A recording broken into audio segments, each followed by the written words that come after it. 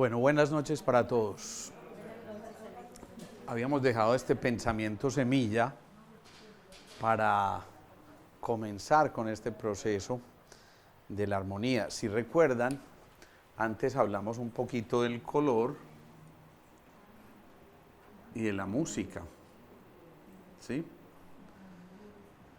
Y digamos que guardadas las proporciones, estábamos diciendo que el color y la música eran más o menos octavas de cosas, de lenguajes diferentes, pero que llegaban al mismo punto finalmente. Y esas mezclas de color y música nos permitían pensar en tonos, en brillo, en dominancia, en matices, todos estos términos que en realidad son comunes tanto a la música como al color. Y decíamos entonces, la vida es música, la vida es colorido, la vida es sonido, son-ido. Y por eso es tan importante recuperar el son que se ha ido. Y por eso cuando nos metemos en ese proceso, tenemos que hablar entonces de armonía. Cuando uno menciona la palabra armonía, casi que de inmediato uno asocia con algo agradable, ¿cierto? Uno no asocia con conflicto, ni con riñas, ni con cosas como esas, sino que generalmente implica que hay algo, pudiéramos llamarlo, en equilibrio, ¿sí? En equilibrio. Y desde este punto de vista, pues la salud es eso, es el equilibrio, pero no el perfecto equilibrio. Es un equilibrio con derecho a hacer este tipo de movimientos de altibajo, pero siempre y cuando se mantenga más o menos en un rango adecuado. No que haga esto, por ejemplo, y de pronto un pico extra o baja extraordinariamente y vuelve y sube, porque entonces ya esto no es la variabilidad, así lo llamamos, variabilidad normal, sino que ya se sale de los parámetros normales y empieza a haber ahí una alteración mucho más significativa. Entonces, hablar de armonía y hablar de equilibrio implica más o menos mantenerse en esto. Han visto que en las telenovelas mexicanas, cuando la protagonista o el protagonista se mueren, en el aparatico ese que va registrando el latido cardíaco, está registrándose el electrocardiograma, de pronto, y suena, además, porque le tienen que poner sonido. Claro, avisan allá, enfermería y todo lo demás, pero ya hay un equilibrio perfecto. Aquí sí hay un equilibrio perfecto. Un equilibrio perfecto al que algún día llegaremos, pero que pues por ahora mejor vivir en esta variabilidad, ¿cierto? Es como más amigable la cosa. Bien, entonces, si habláramos desde el punto de vista musical, ¿qué pudiéramos decir que es la armonía? Pues le pregunto a cualquiera. A este par. ¿Ah? Así pues, al azar, ¿no? Al azar. Por ejemplo, ¿qué pudiéramos decir que es la armonía desde ese punto de vista en música? Sí, es la organización jerárquica. Organización, y además miren la palabra que utiliza, jerárquica, ¿sí? Jerárquica. Lina, ¿te atreves a dar otra definición? Pues, y generalmente son acordes que se forman de esa organización jerárquica. Entonces llamémoslos así, acordes. Y como aquí hay mucha gente que no es músico, entonces tratemos de contarles qué es un acorde. Los acordes son la unión de notas inmediatas. Pues, por ejemplo, en un piano, ¿cierto? Cuando tú hundes las notas en el mismo tiempo, eso es un acorde. Bien, eso es un acorde. Y generalmente esos acordes no se forman con cualquier nota, sino que hay una regla especial para formar acordes mayores, acordes menores, disminuidos, ¿qué otra cosa? Aumentados, etcétera, etcétera. ¿Perdón? Es como en serie, pero es muy importante eso que dice Lina, y es que En el caso del piano, normalmente se oprimen al menos 3 teclas para formar ese acorde, pero que son acordes resonantes y que tienen un sonido agradable al oído, ¿sí? Y por eso se llaman acordes. Entonces esos acordes nos invitan a nosotros a construir, digamos que pudiéramos decir que la armonía también es una especie de construcción de notas.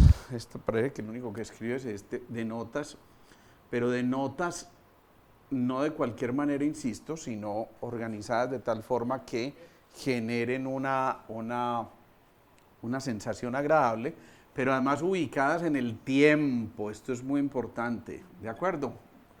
¿Ustedes? Generalmente ¿Sí? son triadas. O sea, Generalmente son triadas. separadas por una.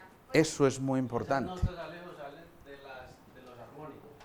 Exactamente, y por eso son acordes. Pues no son como al azar, sino que son... Claro, salen de los armónicos, pero entonces entramos a poner armónicos en la definición de armónico, que es lo que yo no quiero, sino que justamente desglosemos esta armonía y digamos por ahora, que es una construcción de notas amigables al oído, agradables al oído, registradas en un tiempo determinado y que van a ser, yo diría algo así como el soporte, ahí sí estaré diciendo verdad, para la melodía que va a interpretarse. Recuerden que la música tiene 3 propiedades muy importantes, ya se acuerdan del mar, ¿cierto? Eso, melodía, armonía y ritmo, eso, maravilloso, melodía, armonía y ritmo. Entonces aquí tenemos uno de los componentes importantes de esto que es la música, ¿sí?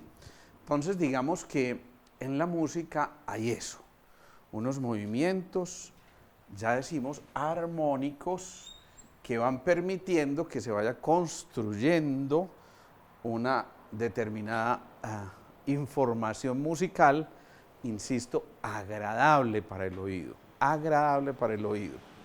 ¿Qué ocurre acá? Que si estamos en esa organización jerárquica y partimos de que hay este tipo de movimientos, entonces tenemos que decir también que yo empiezo a construir esto, pero empiezo a construir esto de una manera que me permita a mí potencializar mucho de lo que está por revelar de la música. Es decir, el verdadero músico cuando se sienta a escribir la música, pues eso no sale así simplemente de manera matemática, sino que hay una proyección determinada que va en ese sentido. Pero además de esto, entonces, decíamos que en esa construcción vamos generando un proceso que nos permite a nosotros también ir avanzando hacia una cosa, yo diría que muy significativa, y es que esto tiene una secuencia lógica.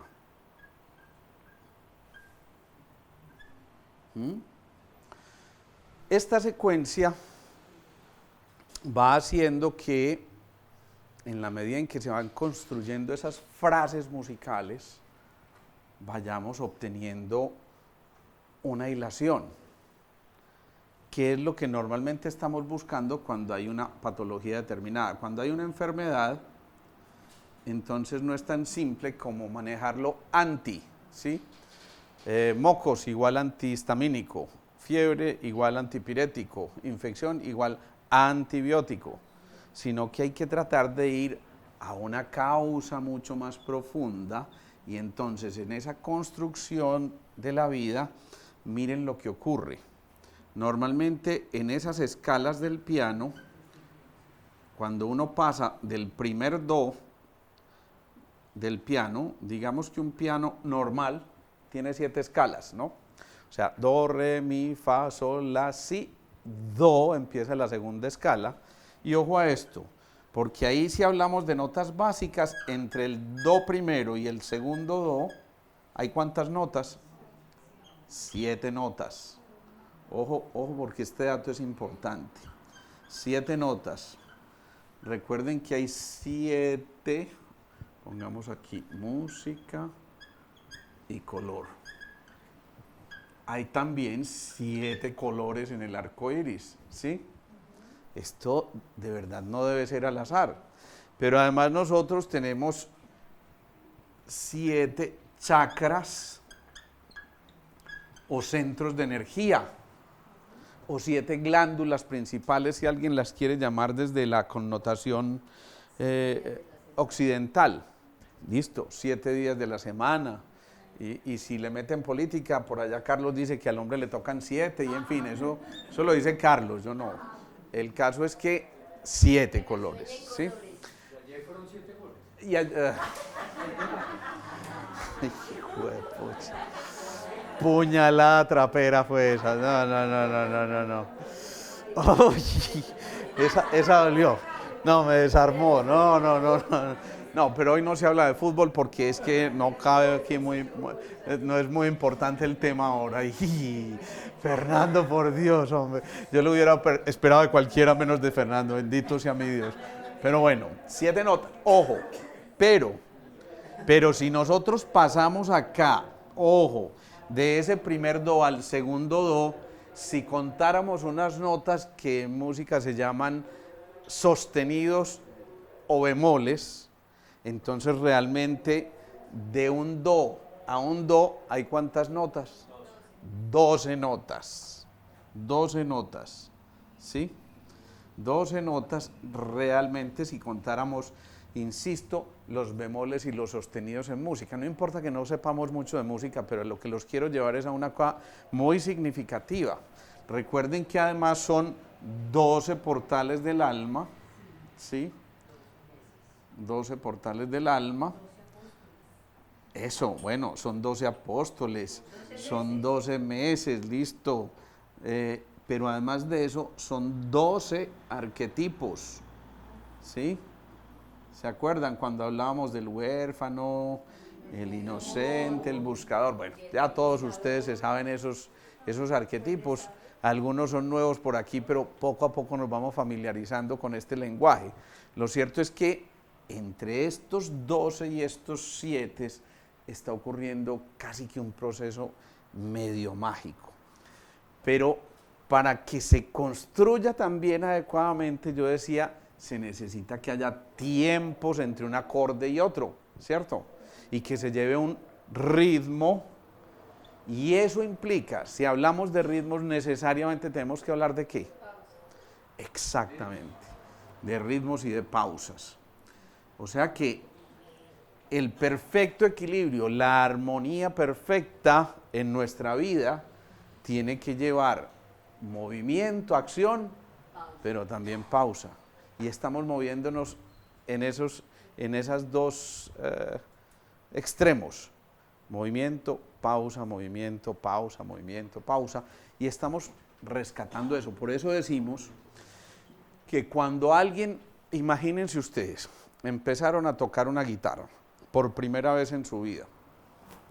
Y entonces, yo recuerdo cuando yo toqué la primera vez un tiple, que me lo pusieron ahí en la mano, y iba un señor que tenía, yo creo que más o menos 800 años, a enseñarme a tocar tiple, ¿sí?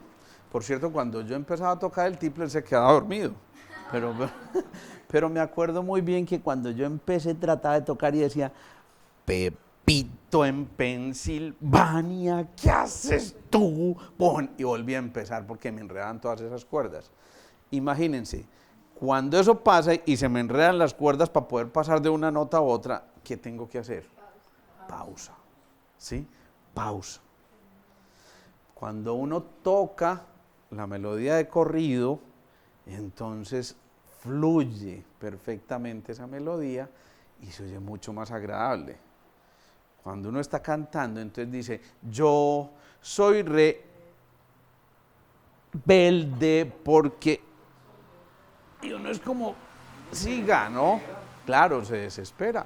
Lo mismo ocurre a nivel de la armonía en la vida.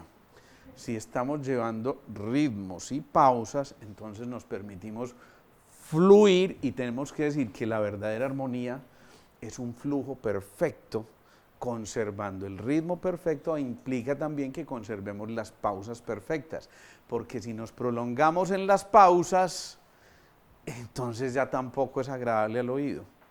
Y eso se asemeja mucho, ¿se acuerdan?, a una cosa que hay en el sistema nervioso central, que se llama el sistema nervioso Eso, sistema nervioso autónomo. Mira cómo vamos haciendo música ahí desde el cerebro y eso es muy bonito. Y ese sistema nervioso autónomo tiene además un sistema que se llama el sistema simpático y el parasimpático. Entonces miren que esto casi que lo dice. El parasimpático frena al simpático. ¿Sí? Parasimpático y simpático. Simpático, el que te acelera, te da taquicardia, te angustia, y se necesita que también esté el parasimpático. Ey, tranquilo, calma, ¿cierto? Y siempre hay un equilibrio entre esas dos fuerzas, entre el simpático y el parasimpático. Cuando desaparece ese equilibrio, aparece una cosa que se llama la disautonomía. O sea, se alteró el sistema nervioso autónomo. Y esa disautonomía se manifiesta, uno, por síndromes de fatiga crónica, ¿sí? El paciente que está bien, pero de pronto al tiempo de estar trabajando exageradamente, no, es que tengo excesivo trabajo, administro no sé cuántas unidades, todas esas cosas, llega un momento en que la pilita se acaba y dice, ¡pum! Y hace la disautonomía, que la puede hacer como un síndrome de fatiga crónica, o como una depresión, o como un cuadro de fibromialgia, o como ya un síncope propiamente, que es la caída al piso, porque simplemente el cuerpo le dice, hermano, usted no se desconectó, perdóneme, yo lo tengo que desconectar ya, porque es que si no lo desconecto ya, usted se va a fundir literalmente. Entonces eso es lo que hace ese sistema nervioso autónomo, pero miren de dónde viene, de la música interior, ¿sí? De esa música que necesitaba un componente armónico. O sea, dicho de otra manera, la enfermedad es una disarmonía, o sea, algo que no suena tan agradable al oído. Digamos que es como medio sonar gangoso. Yo aquí medio charlando, medio en serio, a los pacientes les digo que cuando empezamos a utilizar el láser, un color, un sonido, lo que estamos es sintonizando la emisora en el dial correcto. Que estar enfermo es sonar gangoso, pero estar saludable es dar la nota adecuada y vibrar en ese patrón frecuencial que nos permite, ahí sí, insisto, tener un sonido agradable. Entonces ya decimos, nos estamos moviendo entre pausas y ritmos y acciones, digámoslo. Pero obviamente cuando yo ya estoy ahí, lo primero que tengo que definir es, a ver, ¿qué quiero ser? ¿Qué quiero ser? ¿Cómo me visualizo yo mismo para alcanzar esta armonía? ¿Será posible alcanzar la armonía si ni siquiera sepa dónde voy? Es como difícil, ¿o no? Entonces lo primero, hacer la pausa para poder saber qué quiero. Y si yo hago la pausa para poder saber qué quiero, empieza a ocurrir una cosa también muy especial, y es que una vez que yo sé qué quiero, debo asumir una actitud humilde de esto, de aprendiz. El aprendiz que dice, hombre, a pesar de todo lo que yo ya sé, tengo algo nuevo por aprender. Cuando yo me creo muy sobradito, no vengo los lunes. No, mentiras, cuando me creo muy sobradito, entonces lo que pasa es que simplemente dejo de ser aprendiz. Y cuando uno se la sabe todas, ya pues ¿para qué sigue la cosa? Ya qué gracia hay. Si no hay nada nuevo por aprender, entonces ¿qué sentido tiene seguir? Ya, se acabó. Ya no hay factor sorpresa, ya no hay nada distinto, ya todo está vivido, ya todo se experimentó, y entonces, ¿vale la pena eso? No. Cuando se asume esa actitud humilde del aprendiz, entonces se empieza a gestar el sabio interior, porque el sabio, uno de los 12 arquetipos, él se da cuenta al final, miren, pasó por 4 procesos. Primero, ignoraba que ignoraba. Eso es como un jueguito de palabras. Pero después, sabe que ignora. Después, sabe que sabe. Y después, humildemente, como aprendiz, ignora lo que sabe para darle cabida a lo que hay por aprender de nuevo, ¿sí? Entonces ahí se empieza a gestar ese sabio, y el sabio sabe que lo más importante desde su arquetipo es que las experiencias vividas, el conocimiento adquirido, tiene sentido siempre y cuando lo comparta generosamente. Si una célula aprende un comportamiento, pero se lo guarda para ella, entonces el tejido al cual pertenece no aprende ese comportamiento. Y entonces digamos que tiene que trabajar mucho más forzosamente para lograr un objetivo, y por tanto el tejido llega a un punto en que dice, no, estoy fatigado. Entonces imagínense cuando el hígado dice, no, estoy fatigado, pues así, mírenlo, con cara de madera que tiene el hígado, ay, estoy fatigado, y pone una cara de madera cansada, ¿no? Entonces se fatiga ese hígado y empieza, por ejemplo, una hepatitis o una alteración en la producción de las enzimas que el hígado produce, o simplemente una cirrosis, o en fin, todas las patologías que puedan haber, o un hígado graso, todavía peor, porque entonces simplemente significa que entre una célula y otra, que debería haber una comunicación, se deposita tejido graso que impide que haya esa comunicación adecuadamente, y entonces se empiezan a equivocar. Pero si esa célula que aprendió es sabia, entonces sabe que este aprendizaje lo puede compartir con esta, y con esta, y con esta, y con esta, y finalmente todas se dan cuenta que eran integrantes de una única unidad y que valía la pena hacer el proceso cooperativo. Uno, para que se haga el trabajo mucho más fácilmente. Si yo distribuyo todo este trabajo entre muchos más, pues es mucho más fácil realizarlo. Pero dos, para ahorrarnos el camino que sigue hasta aquí, y mientras esta aprende una cosa, esta puede aprender otra cosa y esta otra, y finalmente ponen en común los conocimientos y dicen, es el tiempo de trabajar en grupo, ¿sí? Si nos ponemos a pensar, todo lo que ocurre en nuestro día a día es porque hay una palabrita muy compleja, derivada del ego, que se llama separatismo. Y el separatismo no es otra cosa que, en lugar de gestar estas uniones, se generan rupturas o soluciones de continuidad. Así se llaman en medicina. Una solución de continuidad es una ruptura, ¿sí? ¿El hígado graso se da básicamente por qué? Hay muchas causas de hígado graso, desde lo genético hasta lo alimenticio, pero hasta, fíjate a ver si tú lo deduces, ¿qué emoción manejaba el hígado? La ira. Que decíamos que si evoluciona de manera favorable, se da la autoafirmación, y ya no es ira, sino un momentico, es que yo estoy aquí y yo exijo, es como el que pongamos los puntos sobre las íes, pero con respeto, con asertividad, no maltratando, porque si se desborda eso, entonces se va al proceso involutivo de la ira, que es ¿qué? Esto, que se llama cólera. ¿Ustedes diferencian entre ira y cólera o no? Claro, una ira es, uy, es que me da rabia, pero la cólera, ¡ah!, ya, es absolutamente incontrolable, ¿sí?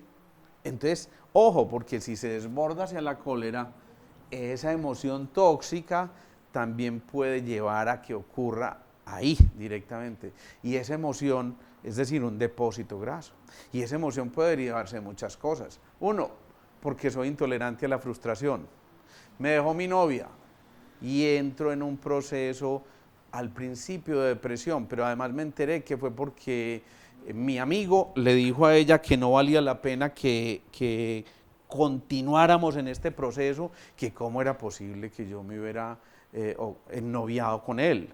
Entonces él se muere del aire y dice, lo voy a acabar, es que cómo se le ocurre haberse metido. Y ahí empieza a manejar una cosa muy compleja, y es que se desborda esto y empieza a acumular grasa, por ejemplo. Entre otras cosas, una grasa que de alguna manera puede ser un colchoncito de protección al principio, pero si ese colchoncito de protección ya se extiende, entonces ya nos empezamos a equivocar entre muchos y se pierde una dirección. Esto es muy importante. La dirección es como el plan de vuelo, ¿sí? Entonces, ¿qué ocurre? Acuérdense además que la ira no, el hígado nutre ¿a quién? Al riñón, no. ¿Alguien da más? Eso, al corazón, porque la madera del hígado nutre al fuego del corazón. Uno le echa leña al fuego. Recordemos aquí porque hay gente nueva y no quiero que se pierdan en esto. El riñón es agua, ¿sí? El hígado es madera. El corazón es fuego. El páncreas y el vaso son tierra. Y el pulmón, esto es páncreas, ¿no? Y el pulmón y el intestino grueso, pues también, son metal. Alejo, una pregunta. Sí. Por ejemplo, pues como todos los otros órganos entran a ser como parte de un grupo o qué. Por ejemplo, el intestino, la glándula. Claro, claro, miren. El riñón aquí va acompañado de la suprarrenal. Suprarrenal, ¿sí? El hígado de la vesícula biliar. El corazón del intestino delgado. El páncreas del vaso. Y el pulmón del intestino grueso. Entonces, finalmente, todos los órganos y vísceras están ahí encontrándose en esos 5 elementos. ¿Y de qué nos enfermamos? Pues de esto.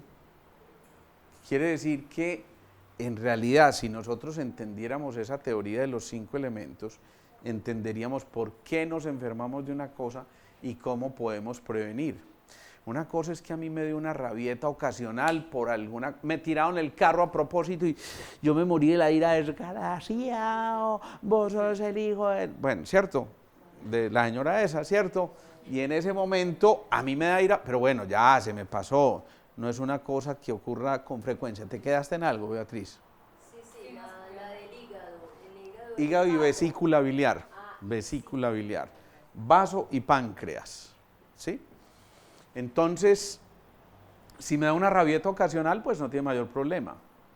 Pero si mi estado, entre comillas, obviamente, y entre muchas comillas, es la rabia naturalmente, obviamente que no es natural, yo por eso lo pongo así entre comillas, el estado natural de nadie tiene que ser muerto de la rabia, es de verdad, se los digo en serio.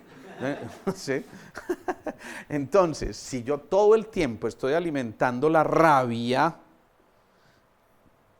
¿qué ocurrirá en esa secuencia que llamamos de nutrición? Hay una ley de nutrición o de generación y otra de dominancia, ¿cierto? Entonces, en esa ley de generación decimos, el agua del riñón nutre a la madera del hígado, que a su vez la madera nutre al fuego, que a su vez el fuego cuando consume la leña, digamos, del que le había mandado la madera, genera cenizas que alimentan la tierra y la tierra contiene al metal que es el pulmón. ¿Es muy lógico? No.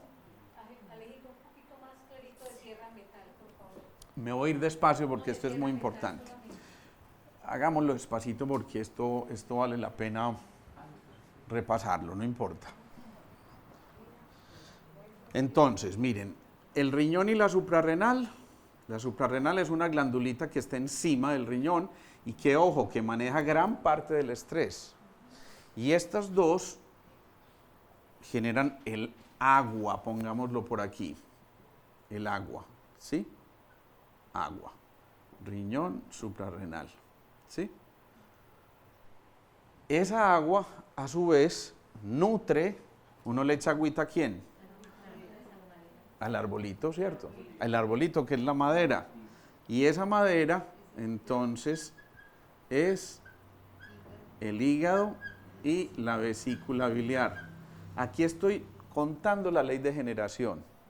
Eso significa que si yo tengo problemas con el riñón, muy seguramente se va a afectar el hígado porque no hay quien lo nutra. ¿Sí o no? ¿Sí o no? Si no queda claro, por favor me frenan porque esto es muy importante. No le eche agüita a la madera y verá que el palito este se seca, ¿cierto?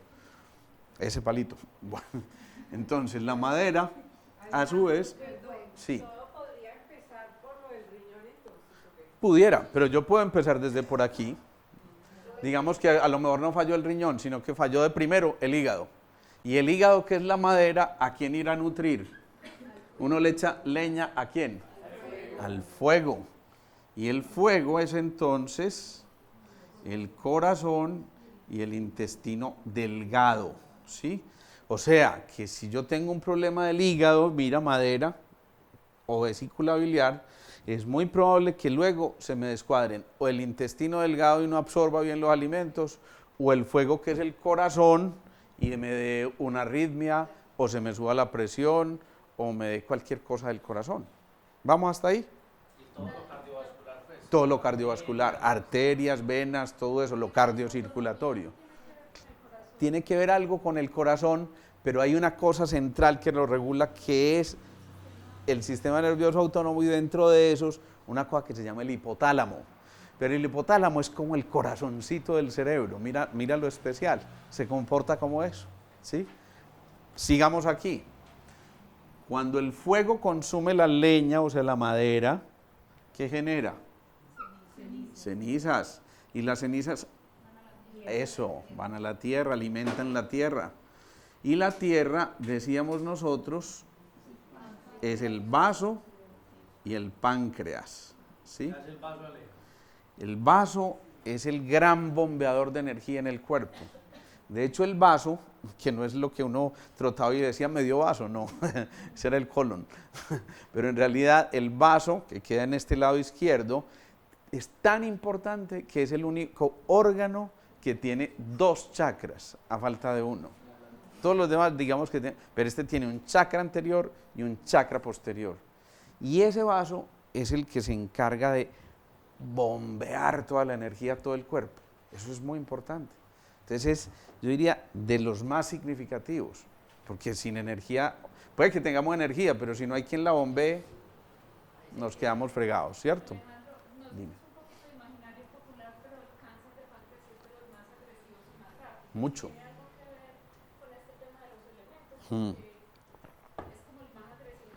Claro, claro, porque mira, si el páncreas falla, quiere decir que no hay una buena comunicación entre el corazón y el páncreas, y el páncreas y el vaso, pues también, ¿no? ¿Qué significa esto? Que es que cuando a ti te puede fallar un poquitico el riñón y bueno, hay otro que lo reemplaza a lo mejor, ¿sí? O te puede fallar un pulmón y entonces tienes otro que de pronto te responde, pero pucha, empieza a faltar el corazón y entonces ahí sí, ¿a quién recurrimos para bombear? Entonces por eso, como no hay quien lo esté nutriendo adecuadamente, es muy factible que ese páncreas se altere. Por eso es tan frecuente, ojo a esto. Recuerden que el páncreas hace parte ¿de qué centro? Del tercero, o el plexo solar. Y acuérdense que el tercer centro se comunica ¿con cuál? Con el cuarto centro.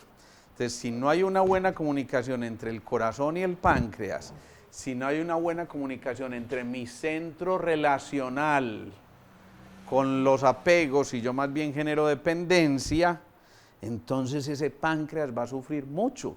Por eso cuando alguien pierde algo que es muy importante para él, él dice, no, es que no me aguanto, es que se me hace un vacío en la boca del estómago, y ese vacío en la boca del estómago está tocando ese páncreas probablemente, además de otras cosas, pero puede tocar ese páncreas. Sigamos aquí. Y la tierra, finalmente decíamos, contiene al metal, y ese metal está representado por el pulmón y el intestino grueso, ¿sí? Y ya luego el metal nutre otra vez al agua. Eso significa que si el agua está bajita, si yo tengo, además digámoslo aquí, pues es que hagamos el repaso completo. El agua maneja la energía de reserva, ¿sí? Y es muy importante tener buena energía de reserva porque hay de dónde sacar. Si yo no tengo buena energía de reserva, me da una gripa y en lugar de una gripa se convierte en una bronconeumonía. O si yo tengo una intoxicación, en lugar de darme una diarreíta o un vómito, me da una gastroenteritis severa. O si yo estoy pasando por una tusa porque me dejó mi novia, pues muy probablemente ya no es la tusita normal, sino una depresión profunda. En cambio, si tengo una buena energía de reserva, tengo donde me dejó, hay 6.000 millones de mujeres que me quieren amar, ¿cierto? Pues más o menos. Pues, eso decía Facundo Cabral, no lo dije yo. Bueno, eso, pero no a todas las queremos. Entonces, no es lo mismo el Ananías que los otros. Ave María, ¿cierto? Y entonces ahí cambia la cosa. Pero fíjense aquí lo que está ocurriendo. Además de esto, entonces decíamos, el riñón maneja una emoción muy importante. ¿Que cuál es? Eso, el miedo. Que si se desborda se va al pánico. ¿Sí? La madera maneja otra emoción, el hígado, ya lo acabamos de ver. ¿Cuál era? La ira. Y se va hacia la cólera o hacia la autoafirmación en el buen sentido de las cosas. Este se iría hacia la prudencia. Hacia la prudencia. Esta sería la parte, pues, digamos que es positiva o manejada adecuadamente. Esta se iría a la autoafirmación. Autoafirmación, ¿sí? Pero el fuego maneja qué emoción, el corazón, la alegría. Pero ustedes han visto que si se desborda la alegría, hay gente que muere de un infarto porque ganó la lotería. ¡Me la gané! ¿Cierto? Claro, no, fue tanta la emoción que... Entonces, ¿qué pasó aquí? Que la alegría se desborda y se va hacia una cosa que se llama ¿qué? ¿Ah? Casi. La manía. ¿Sí? O a la bienaventuranza, si es el lado positivo. Yo manejo la alegría y digo, qué rico, es mi estado preferido y me siento pleno, realmente. ¿Entendieron? ¿Sí o no? Bueno, eso. En cambio, el vaso y el páncreas manejan otra emoción, las obsesiones. Si las obsesiones se desbordan negativamente, se van hacia las compulsiones. Entonces viene el trastorno obsesivo compulsivo, o TOC, le llaman ahora los psiquiatras. O se va hacia la consagración, si sé manejar la obsesión, entonces simplemente convierto mi oficio en algo sagrado. Y finalmente, el metal, el pulmón y el intestino grueso manejan las tristezas, que si se manejan de manera adecuada, se van hacia la serenidad y hacia la calma, pero si no, hacia la melancolía. ¿Vamos hasta ahí? Bueno, esto es bien importante. ¿Pueden tomar fotos ya? Pero esto es en la ley de, ojo, de generación, se llama esto, ¿sí? Generación o nutrición. Alejo, y el cerebro y la tiroides y todo eso ahí donde queda. Son los grandes órganos de referencia de todas estas cosas, pero que también están en relación con centros de energía. Por ejemplo, la tiroides es el quinto centro y pulmón es quinto centro, ¿sí? Y así iríamos descomponiéndolos todos. Exacto.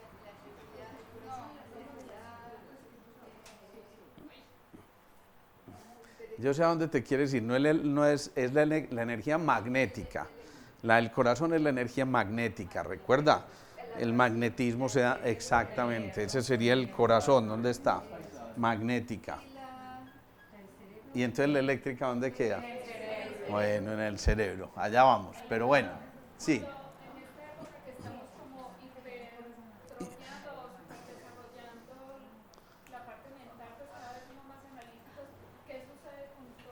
El cerebro a su vez tiene una representación, otra vez lo que decían ahorita, los tres acordes, las tres notas para formar el acorde.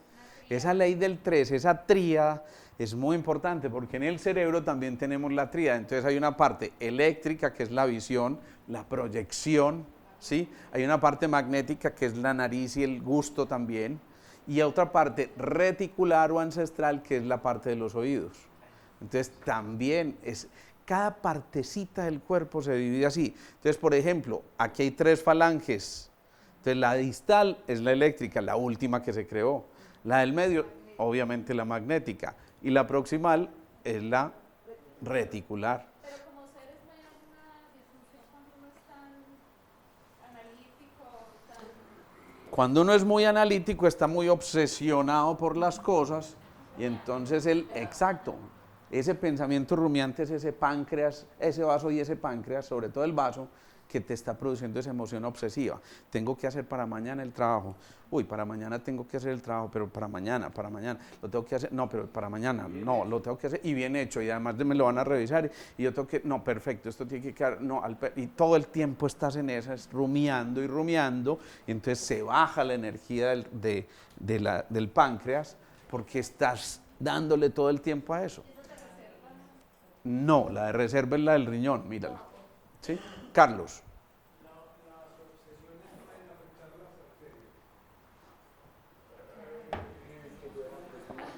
Vamos a ver si sí o no. Vamos a tratar de deducirlo. La pregunta es si las obsesiones pueden afectar las arterias. Primero, ¿quién maneja las obsesiones? El vaso. ¿En qué chakra está el vaso? ¿En qué centro de energía está el vaso? En el tercero. Y dijimos que el tercero, ¿con cuál se comunica? Con el cuarto, que maneja el sistema cardiovascular. Luego, ¿afecta o no las? Bien, perfecto. Por eso decíamos. Pero fíjense cómo vamos deduciendo ahí las cosas. Sin embargo, hay otra ley. Esto. ¿No es de fácil qué? Pero hay una ley que se llama de dominancia. Y esa ley de dominancia, pues como el nombre lo dice, significa que un elemento domina al otro. Y lo único que tienen que hacer aquí es saltarse un movimiento. Entonces, en vez de ir del riñón o del agua a la madera, vamos del agua al fuego. Y decimos, el agua apaga el fuego, ¿no? ¿Sí o no? Si yo tengo exceso de agua, se apaga el fuego. Infortunadamente eso es lo que está ocurriendo. No hay agua, no está lloviendo. Miren lo que está pasando con el fuego del Amazonas. Se disparó. Ese es un ser vivo. Y la tierra tiene exactamente los mismos chakras y los mismos elementos.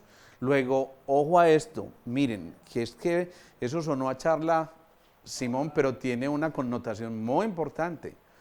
Fíjense, en este momento lo que está ocurriendo en el Amazonas es un déficit de agua. Estamos acabando con el agua, ¿sí? Y ojo, porque si ustedes deducen a partir de esto, van a entender qué debería hacer la tierra para recuperarse. Hago ese paréntesis y ahorita discutimos eso. Entonces, ¿el fuego a quién se salta? A la tierra para fundir al metal, ¿sí? Ustedes se han visto que, ¿acuerdan las películas cuando fundían las espadas? Bien. ¿Qué tal? ¿Quedó bien? Bueno, las espadas. Bueno, ese es el fuego que funde al metal. El metal, imagínense un hacha, corta la madera. ¿Sí o no? O sea que si hay exceso de energía del metal, del pulmón o del intestino grueso, puede afectar el hígado y la vesícula biliar. ¿Sí o no?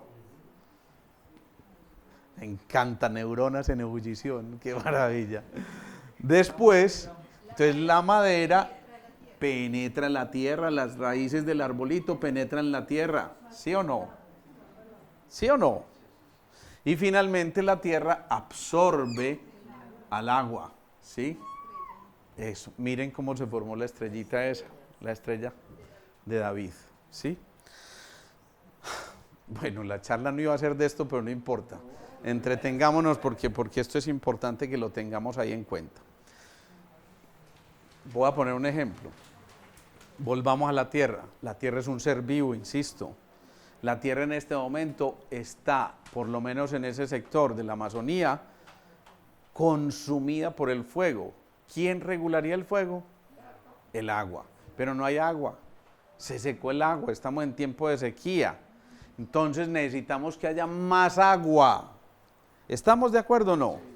Si necesitamos que haya más agua, ¿quién nutre al agua? ¿Quién alimenta al agua? Mírenlo allá en el pastel. ¿El metal qué es quién? El pulmón. El pulmón. ¿Y quién? Exactamente. ¿Quién es el pulmón de la tierra? Los árboles. Pucha, se nos olvidó que había que sembrar más árboles. Se nos olvidó esa medio bobadita. Entonces, por eso mismo, significa que hombre, está pasando esto, si queremos prevenir que esto no siga avanzando como está avanzando, miren cuál es la causa de eso, la deforestación. Entonces hay que volver a sembrar más. ¿Por qué? Porque necesitamos inspirar mucho más para nutrir el agua, el riñón. Espérate, inspirar. Entonces, bien, ¿vamos hasta ahí o no? Sembrar más y cortar menos. Claro, sembrar más y cortar menos. Significa necesitamos volver a, llevémoslo al plano físico, individual de nosotros como seres humanos. Si esto mismo le estuviera ocurriendo a un ser humano, ¿qué manifestación tendría? Lo del Amazonas. Sí. Pasemos lo del Amazonas a un cuerpo humano común y corriente. Claro, estamos deshidratados y es verdad, nos estamos deshidratando y el problema es que no nos damos cuenta de que estamos deshidratados. Pero si nosotros medimos la hidratación corporal, yo les puedo asegurar que el 90% de los que estamos aquí estamos en este momento, deshidratados. Y no simplemente porque está haciendo mucho calor, es porque ¿qué? Claro, porque ya incluso se nos perdió una señal que le decía al hipotálamo, oiga, tengo sed. ¿Se acuerdan cuando hablamos de las 7 palabras y los 7 chakras?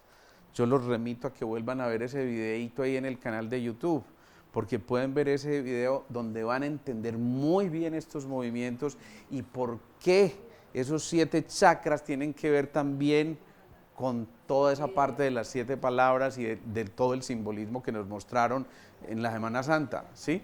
Entonces, insisto, ¿qué le estaría pasando a un ser humano que tenga eso? Bien, estaba deshidratado. Si está deshidratado, además, ¿qué más puede tener? Puede ser que el pulmón no esté nutriendo y a lo mejor, claro, entonces significa que el pulmón está abajo y no está nutriendo al riñón. Y cuando el pulmón está abajo, ¿qué emoción maneja el pulmón? Tristeza. Significa estamos en una humanidad triste. Y es verdad. Desafortunadamente, cada vez nuestra humanidad está más triste. ¿Qué relación, o mejor dicho, qué órganos estarán en el mismo chakra donde está el pulmón, que es el quinto chakra? Quinto chakra, tiroides. ¿Se han dado cuenta de lo que se han disparado los problemas de tiroides últimamente? ¿Qué más está en el quinto chakra? Eso, los senos. No estoy diciendo nada, ¿no es cierto? Entonces, ¿por qué hay tanto cáncer de seno? Pero además, el timo es el cuarto centro. Pero además, ¿con quién se comunica el quinto centro? Con el segundo.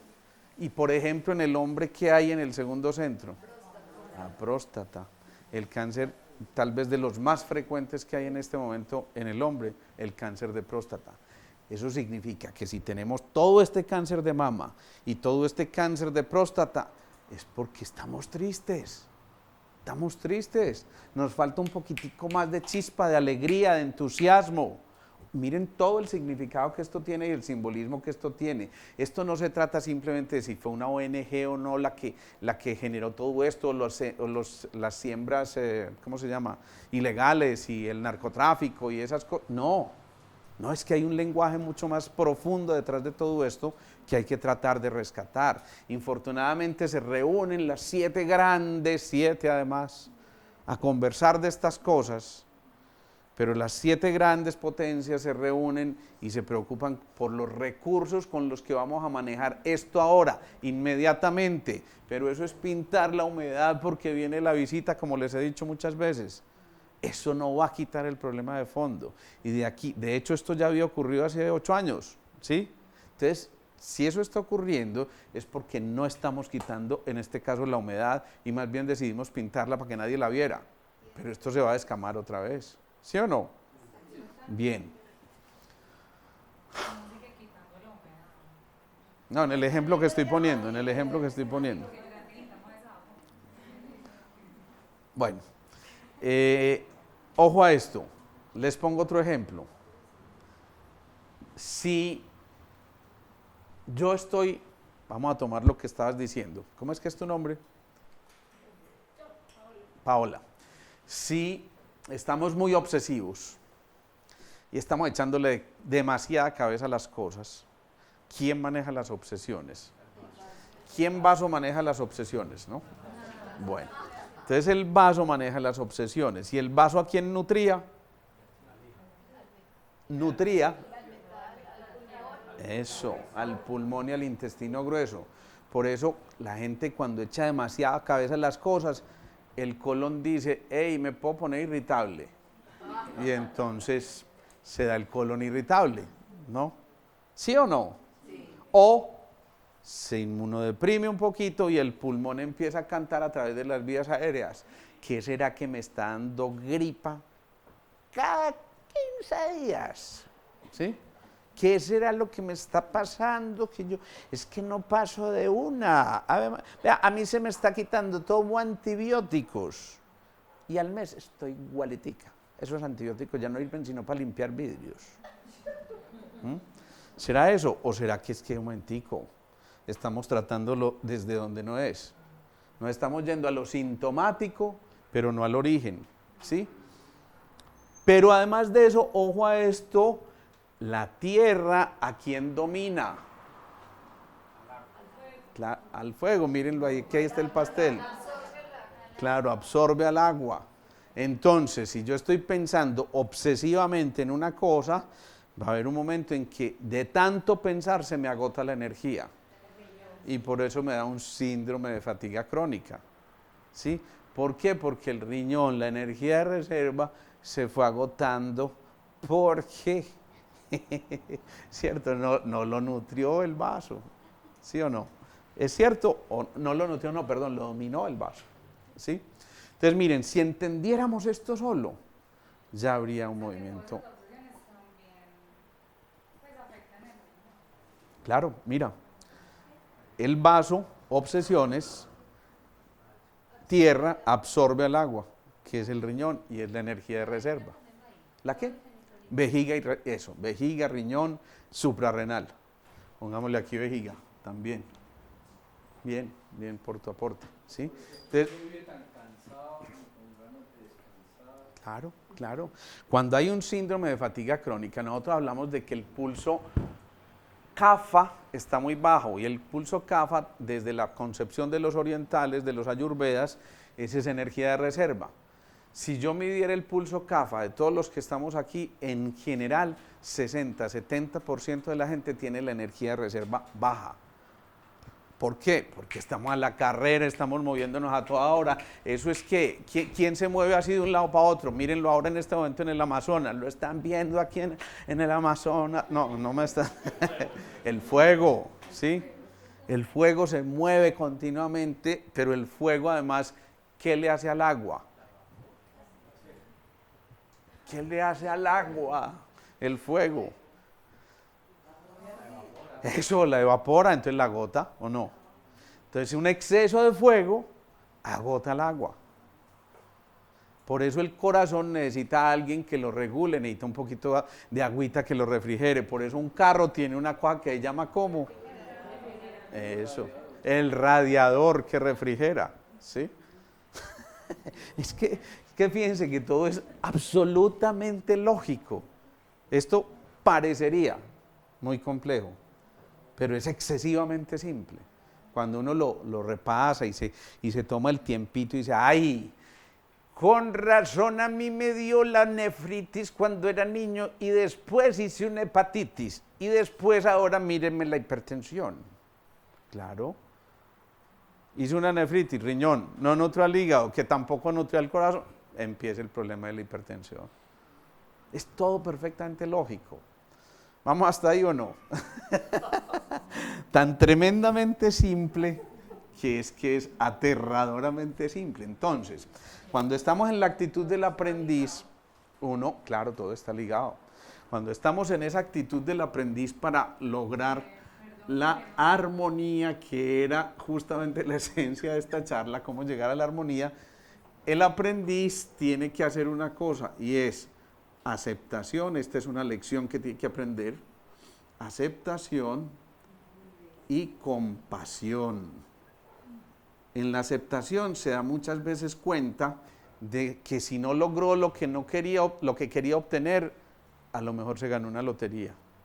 ¿Sí? A lo mejor se ganó una lotería. Ahora sí dime. Entonces yo, como pues según lo que dice la ley de generación y De dominancia. entonces realmente directamente esas son las dos que se afectan cuando uno de los... Siempre que haya una enfermedad, llámese como se llame, Pues esas dos, es porque está fallando o la ley de generación o la ley de dominancia. pues como con quién se está relacionando. Exactamente, buscas con quién se está relacionando, pero eso tiene una ventaja, que si tú buscas eso, tienes la posibilidad de prevenir otra cosa. Para que afecte otro Claro, evitar que se afecten otros órganos. Eso es muy importante, ¿sí? Fíjate, si, insisto, yo tengo una rabieta continua,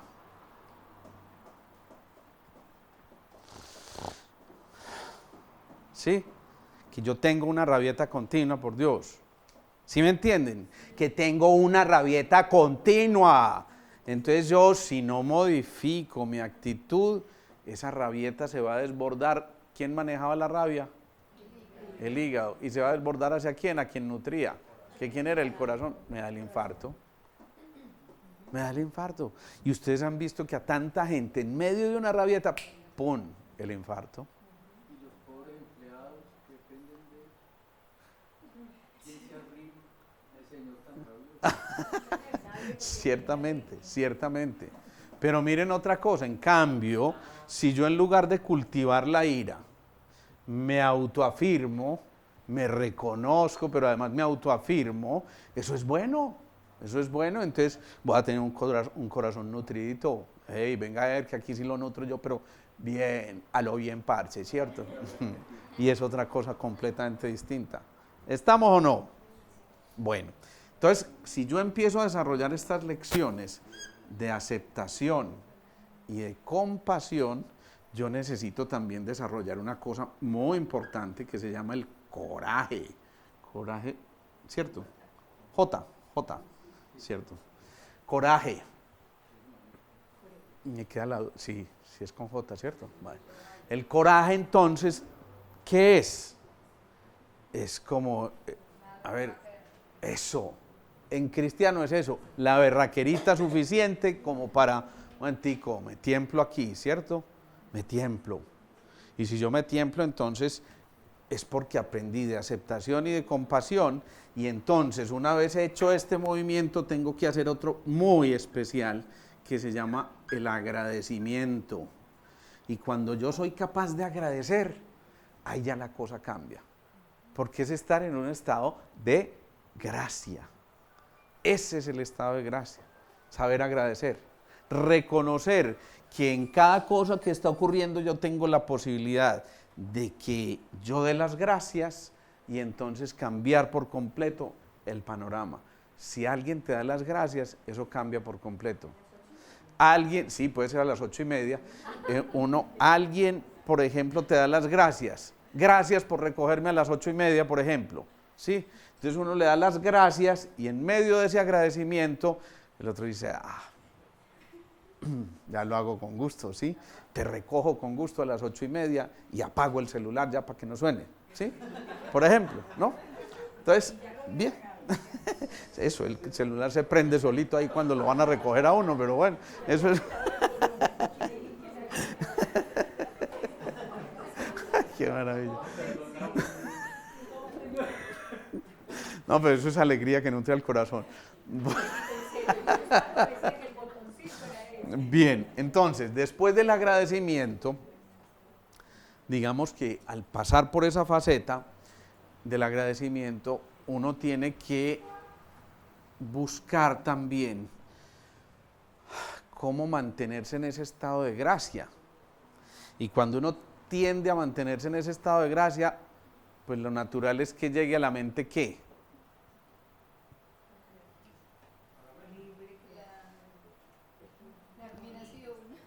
La sorpresa, la tranquilidad, el asombro. ¿Y eso cómo se logra? Miren, para que se den cuenta que esto es muy cierto, todos ustedes se saben tomar el pulso. Tómense el pulso en este instante. Tómense el pulso por el lado del radio, que es la antenita que está aquí en la mano. Aquí debajito hay un huequito. tómenselo de esa manera. En esta parte, miren mi mano, ¿sí? Les doy la espalda. Ahí se pueden tomar ustedes el pulso, ¿sí? ¿Todos lo están tomando? Bien. Ahora, miren, cierren sus ojos, por favor. Y solamente en este momento evoquen un suceso triste y observen qué pasa con el pulso.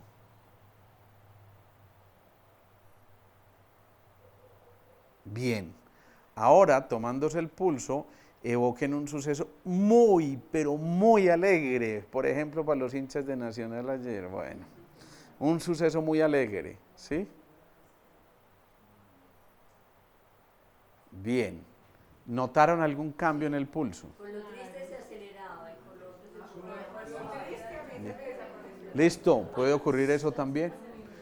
Hay variaciones, en todo caso, que es lo que me interesaba que notaran. Miren cómo cambia el pulso con solamente evocar, traer a la mente en este momento un pensamiento, una situación vivida. Si yo estoy continuamente evocando pensamientos positivos, agradables, sucesos maravillosos que me hayan ocurrido, cosas que me hagan muy feliz, cosas que me hagan sentir, wow, ¿qué es esta maravilla? Entonces, ¿qué estoy haciendo? Estoy nutriéndome de este tipo de movimientos que me facilitan, sin duda, ir en ese proceso del agradecimiento a encontrarme también con la posibilidad de desarrollar emociones como la empatía y la simpatía. Simpatía. Y más bien renuncio a la apatía. ¿Ven el jueguito de palabras ahí? Si yo desarrollo empatía y simpatía,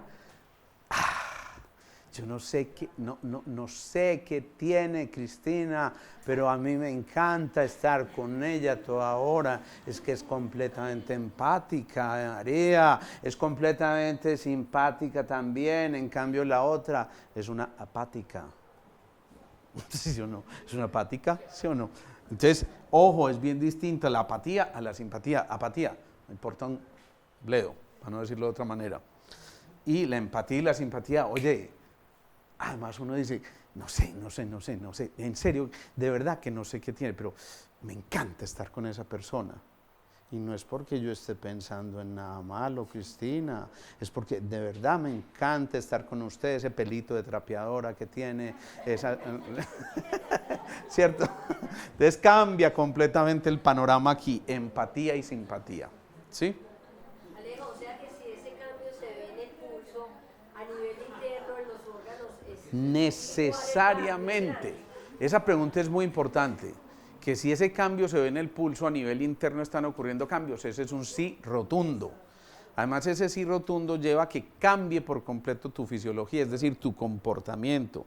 Y ese sí rotundo también lleva a que para que haya empatía y simpatía, después del agradecimiento, uno tenga control sobre los pensamientos. Entonces, si yo tengo control sobre los pensamientos, para ser simpático y empático, yo me centro en los pensamientos positivos y afirmativos, los que ya tantas veces hemos visto. Empatía y simpatía, ¿te refieres a relaciones con otros? Sí, sí, o conmigo mismo. Yo puedo tener una relación empática conmigo mismo y entonces me acepto, me reconozco, estoy feliz con lo que hago, me identifico, desarrollo las acciones que quiero hacer, amo lo que hago y por eso no necesito agenda porque el corazón me lo recuerda y eso es una maravilla, ¿sí?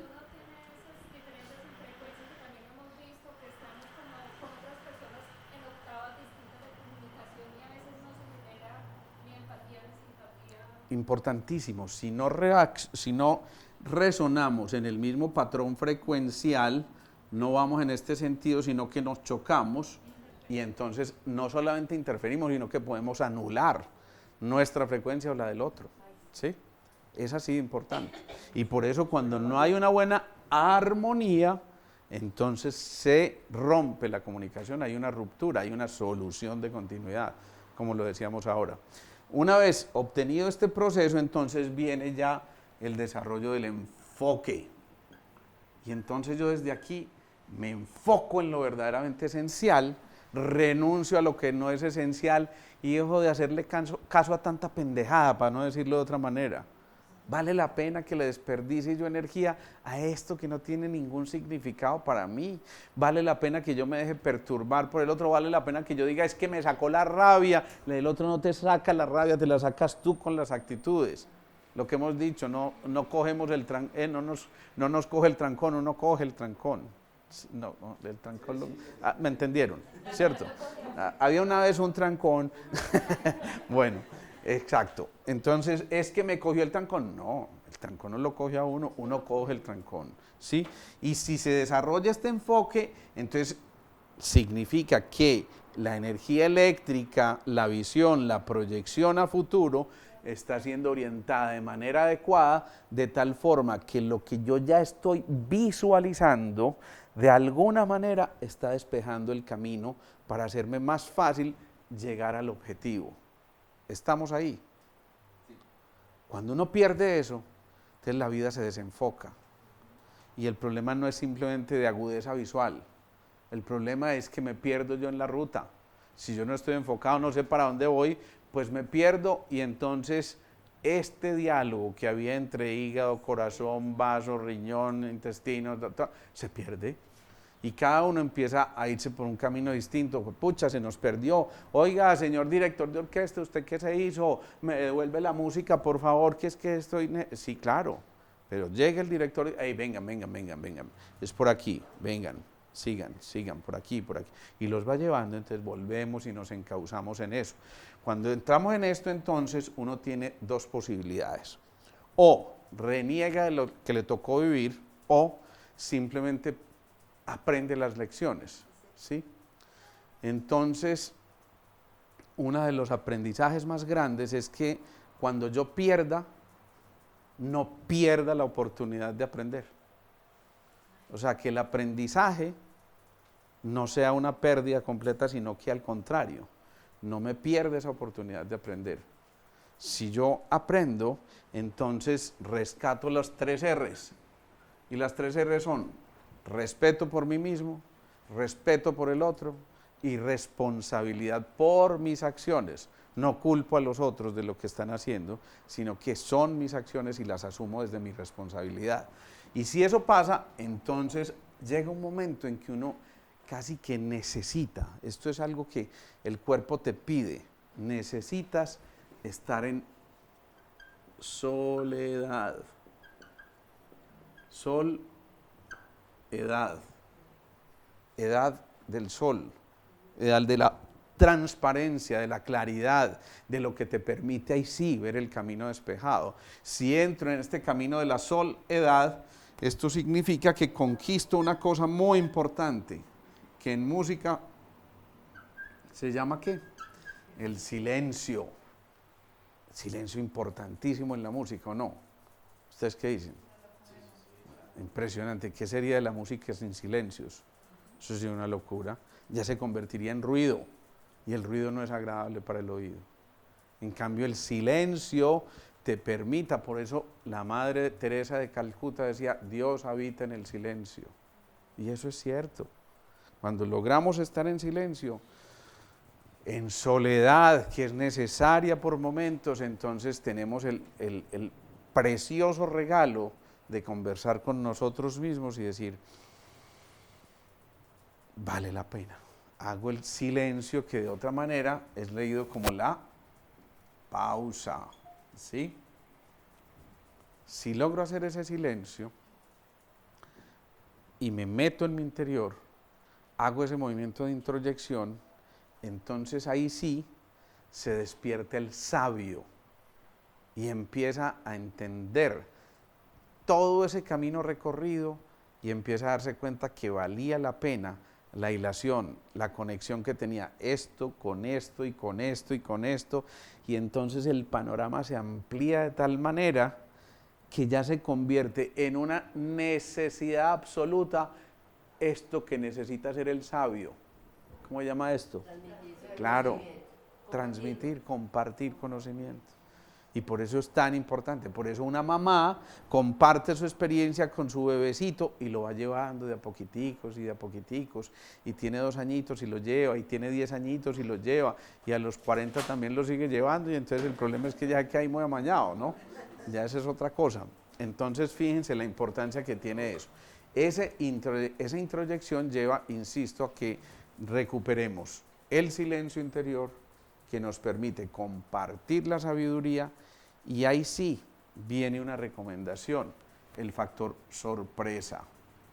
Nunca quedarnos con esto de haber vivido lo que vivimos, sino que siempre haya la oportunidad para sorprenderse. Por ejemplo, un consejo grandote. Yo no se lo puedo dar muy cerquita a Margarita porque lo toma muy al pie de la letra, pero conozcan un lugar al que no hayan ido nunca, por supuesto, si lo van a conocer, al menos una vez al año. No tienen que irse al exterior, conozcan un pueblo de acá si quieren, pero conozcan un sitio distinto al menos una vez al año, ¿sí? Eso genera un comportamiento distinto.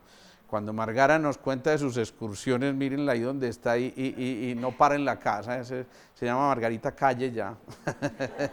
¿Sí? Esta mujer nos cuenta, pero además no nos cuenta de cualquier manera sus andanzas. Oís, y estuve en la muralla china y oís, vos no, y yo gozo yendo a Margarita, en serio que yo me transporto en esos viajes que hace Margarita porque ella lo hace vivir a uno el momento, y oís, y yo me acuerdo que yo estaba allá en la muralla china, y uno se imagina a Margarita en la muralla china y dice, y ella, porque sí, yo no, la próxima vez vamos juntos, listo, pero llámenla a ver, ¿dónde va a estar la próxima? Apuesto, no me ha dicho nada, pero estoy seguro de que ya tiene el próximo viaje planeado, a alguna parte, ella, es eso. Es la capacidad de sorprenderse. Finalmente, entonces, cuando eso ocurre, que tu necesidad por el otro no supere el amor por el otro. Es decir, que ames más al otro de lo que lo necesitas. Eso es una herramienta clave para poder vivir en armonía. ¿Dudas, preguntas, inquietudes? Dale, cuéntame. Pero te voy a hacer como la más banal, pero sí la quiero hacer. Cuando uno empieza a meditar pues, de una manera más adulta y muy constante, es una pregunta, vos verás si me la contestas. Pero ¿cuánto tiempo se demora uno en empezar a decir, hombre, esto, uno nota cambios de una vez, pero esto cuánto tiempo es? Porque es que también... Yo te la voy a devolver con otra pregunta. Tú quieres aprender a nadar. ¿Cuánto tiempo te demoras para nadar? Claro, claro. Si yo nado todos los días, es mucho más factible que muy prontamente yo aprenda a dominar al menos un estilo. Y seguramente si sigo con esa disciplina, empiezo con otro estilo y otro estilo y otro estilo. ¿Sí? Pero si yo en cambio nado cada 8 días o cada 20 días o cada mes, pues hombre, de pronto me demoro mucho más. Si yo medito con constancia y disciplina, dedicación, certeza, conocimiento, experiencia, es muy probable que se desarrollen todas esas facultades, producto de la inversión que estás haciendo en ese esfuerzo, mucho más rápidamente que aquel que apenas por allá cada 8 días medita y eso si acaso. ¿Sí? Y tengo otra también, es así como medio enredada. Ajá. Pues hay veces las situaciones pasan en momentos en los que uno no tiene como muy cercana la soledad, ¿cierto? Sí. Y uno está envuelto ahí, pues en la compañía, en el entorno. ¿Y qué puede hacer uno en determinado momento para aprender esa emoción? Pues no para sufrirlo, para rechazarla, que uno a veces respira para quitarse. Me parece importantísima esa pregunta, hombre, Simón. Y te la voy a contestar como realmente me ocurrió hace unos pocos fines de semana. Estaba yo en la finca y hay un pájaro que algunos lo llaman el barranquero o la soledad, así lo llaman. Yo me quedé absorto mirando esa ave porque es preciosa. Además ella tiene una pluma larga que pendula todo el tiempo, es como mostrándole a uno, mire el ritmo, ¿sí? Esto es un péndulo. Pero además siempre anda sola, excepto en el momento en que se va a parear, ¿sí? Y por eso le dicen la soledad. pero yo miraba la brillantez de sus plumas, la alegría porque conversamos mucho rato, en serio conversamos, es que yo me pongo a conversar con ella y ella y me mira y hace hasta ojitos, ¿no? Pero esa soledad me estaba contando a través de su presencia la importancia que tiene esos momentos de interiorizar. Por eso, ojo a esto, no se confunda interiorizar con ser un ermitaño, no. No hay que vivir por allá en los extremos ni olvidarse de que somos seres interrelacionales, solo que complementemos la compañía con la soledad y disfrutemos de la soledad, no la suframos, sino que aprendamos. Y si la vida te regaló un momento de soledad porque se fue tu pareja o porque simplemente la familia se fue de paseo y yo me tuve que quedar o por cualquier circunstancia de la vida, es un regalo y hay que asumirlo como eso, como un presente, y el presente se vive en presente. ¿Sí? Bueno, vamos a terminar haciendo la meditación que nos